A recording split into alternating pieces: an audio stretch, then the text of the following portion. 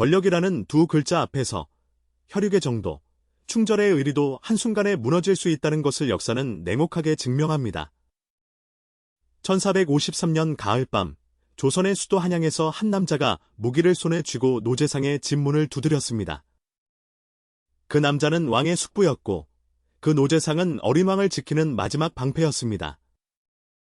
그날 밤 이후 조선 왕조의 운명은 완전히 다른 방향으로 꺾였고 12살 소년왕의 기나긴 비극이 시작되었습니다.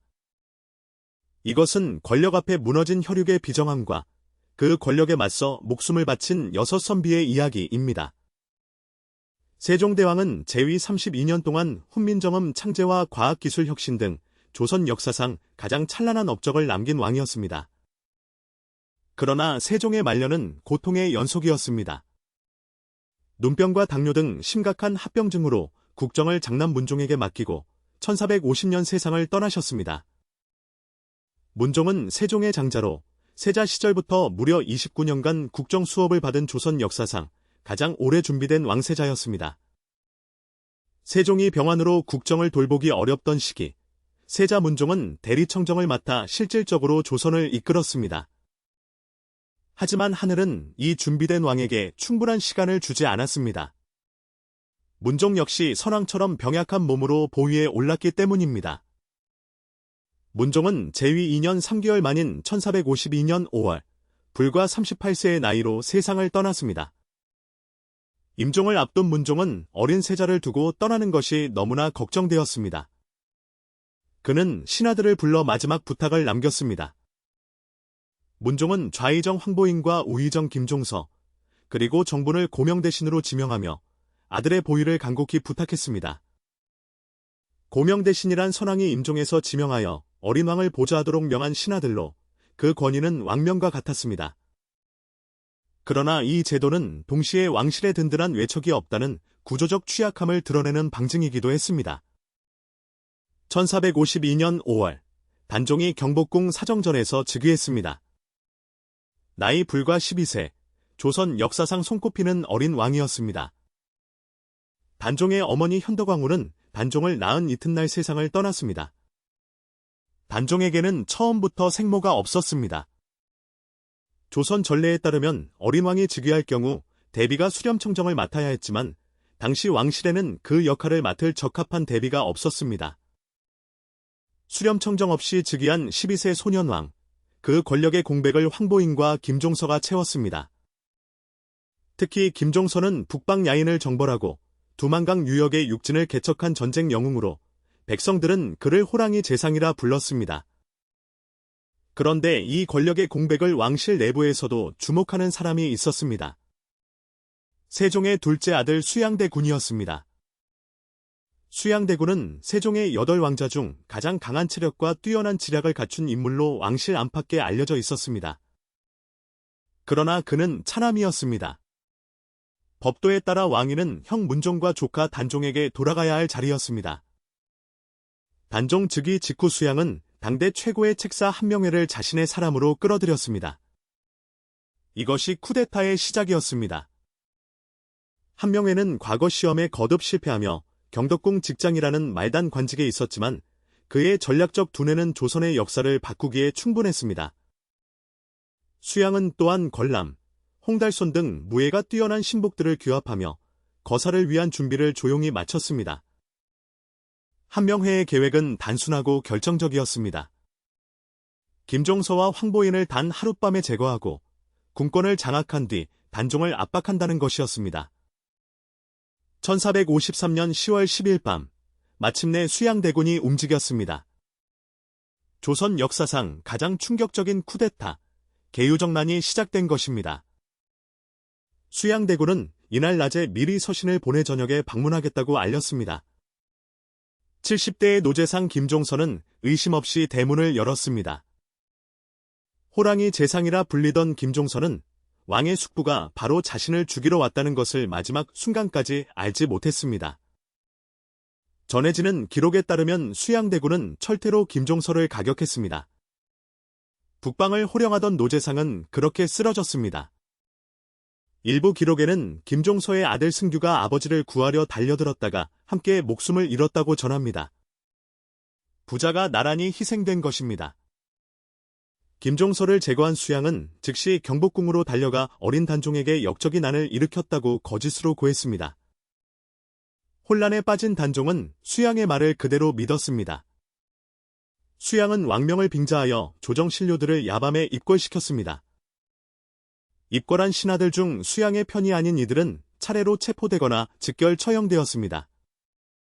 황보인, 정본, 이양 등이 그날 밤 목숨을 잃었습니다. 단 하룻밤 사이에 조선 조정을 지키던 고명 대신들이 모두 사라졌습니다. 이것이 계유정난의 실체였습니다. 계유정난이라는 이름에서 정난은 난을 바로잡았다는 뜻입니다. 그러나 실제로 난을 일으킨 것은 수양 자신이었습니다. 역사는 종종 승자가 이름을 짓는다는 냉혹한 진실을 계유정난은 가장 선명하게 보여주는 사례입니다. 정난 이튿날 수양대군은 영의정에 오르며 이조판서, 병조판서, 내외병 마도통사를 모두 겸직했습니다. 인사권과 군사권, 행정권 전부를 한 손에 쥔 수양대군 앞에서 12세 단종은 이름만 왕이었습니다.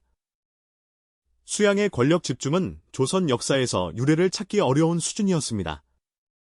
사실상 섭정이나 다름없었습니다. 수양은 계유정난 이후에도 자신에게 위협이 될 수 있는 인물들을 하나씩 제거해 나갔습니다.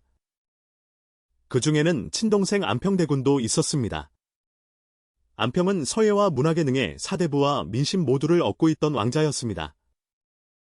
수양에게 안평의 높은 인기는 용납할 수 없는 위협이었습니다.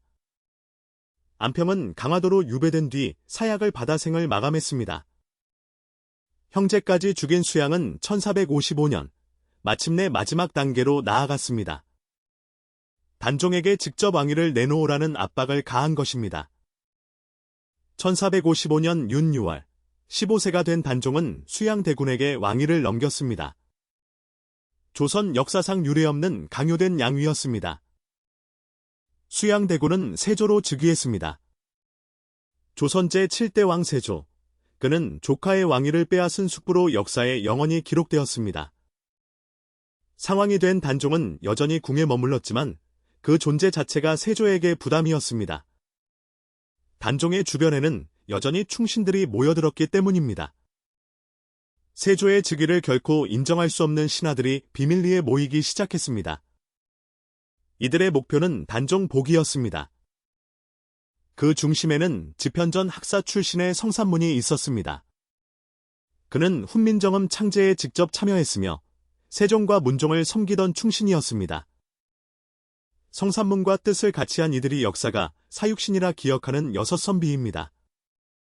사육신은 성삼문, 박팽년, 하위지, 이계, 유응부, 유성원으로 이들 모두 세조 정권에서도 관직을 유지하며 내부에서 복위를 도모했습니다. 이것은 잘 알려지지 않은 사실이지만 매우 중요한 점입니다. 이들은 반역자로 낙인 찍힐 위험을 감수하면서도 겉으로는 세조의 신임을 받는 척 행동했습니다. 1456년 6월, 거사 날짜가 정해졌습니다. 세조가 명나라 사신을 위한 연회를 창덕궁에서 여는 날을 택한 것입니다. 계획은 연회 도중 세조를 제거하고 단종을 복위시키는 것이었습니다. 무신 유응부가 세조에게 직접 접근하기로 했습니다. 유응부는 세조 정권에서도 중용받던 무신으로 연회장에 자연스럽게 접근할 수 있었습니다. 그 신임이 바로 거사의 핵심 열쇠였습니다. 그런데 거사 당일 예상치 못한 변수가 생겼습니다. 세조가 그날 연회에서 무신의 입시를 취소하고 문관들만 들이도록 명한 것입니다. 유응부가 연회장에 들어갈 수 없게 되면서 계획은 삐걱거렸습니다. 거사를 강행할 것인가, 연기할 것인가를 놓고 의견이 엇갈렸습니다. 바로 이 결정적인 순간에 거사에 합류했던 김질이 장인 정창손을 통해 세조에게 모든 것을 밀고 했습니다. 김질은 왜 배신했을까요? 거사의 불확실성 앞에서 두려움이 의리를 이겼고 그는 자신의 목숨을 지키기 위해 동지들을 팔았습니다. 밀고를 받은 세조는 즉각 성삼문 등 관련자들을 체포했습니다. 치밀하게 준비된 복위 계획은 시작도 못하고 발각되고 말았습니다. 성산문은 신문 과정에서 세조를 전하가 아닌 날이라 부르며 끝까지 왕으로 인정하지 않는 태도를 고수했습니다. 그의 충절은 단순한 신념이 아니었습니다. 극심한 고문과 가문 전체가 연좌되는 위협 앞에서도 성산문은 끝내 뜻을 굽히지 않았습니다. 박팽년 역시 마지막까지 단종을 상왕이라 불렀습니다.